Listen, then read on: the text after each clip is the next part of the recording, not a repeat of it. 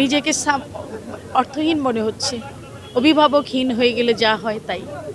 উনি, ওনার হাত ছিল আমাদের মাথার উপরে ছায়া হয়ে, সেই ছায়ায় সেই আঁচলে ছিলাম বলে কখনো অনুভব করিনি তার শূন্যতা। আমি কেন, সারা দেশবাসী ভুলতে পারবে না, অনুভব করবে সারাক্ষণ সবসময়। তার নেতৃত্ব আপনারা আগামীতে কিভাবে ধারণ করবেন? তার নেতৃত্বকে ধারণ করে আছি আমরা, আগামীতে নয় ধারণ করে আছি।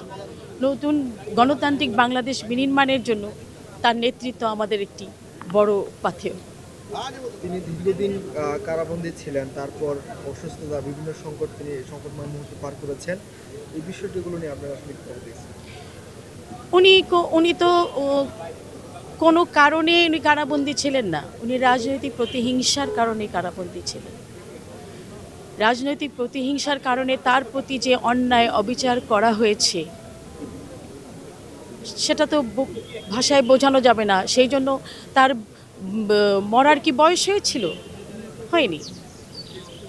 ওনার, এটা বলবো অকাল মৃত্যু, এই মৃত্যু তো তার ছিল না, এই মৃত্যু তার প্রাপ্তি ছিল না, কিন্তু তাকে সেই মৃত্যুও বরণ করতে হলো এই দেশের মানুষের জন্য, মানুষের শক্তির জন্য, একটি গণতন্ত্র প্রতিষ্ঠার জন্য। আপোষহীন নেত্রী ছিলেন, কখনো আপোষ করেননি অন্যায়ের সাথে, নিজের সুবিধার দিকে তাকান নেই, নিজের ভালো মন্দর দিকে তাকাননি, শুধু দেশের মানুষের দিকে তাকিয়েছেন।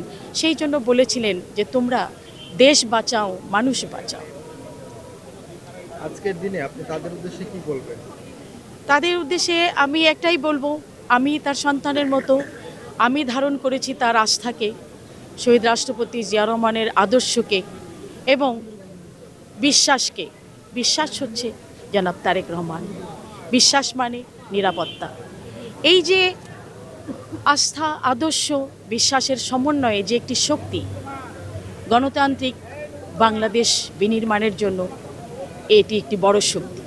এই শক্তি মনে করি দেশ ও জাতির মধ্যে বিদ্যমান, এবং যারা দেশকে ভালোবাসেন, দল মত নির্বিশেষে সব কিছুর ঊর্ধ্বে হচ্ছে দেশ।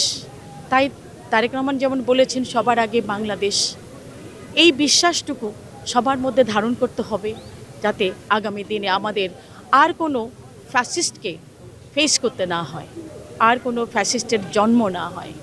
বাংলাদেশটা তো মধুর দেশ, মধুর কান্ট্রি, সুন্দর দেশ, সারা পৃথিবীতে এমন একটি সবুজ শ্যামল একটি দেশ, ভালোবাসা, যে দেশটি মায়ের আঁচল দিয়ে ঢাকা।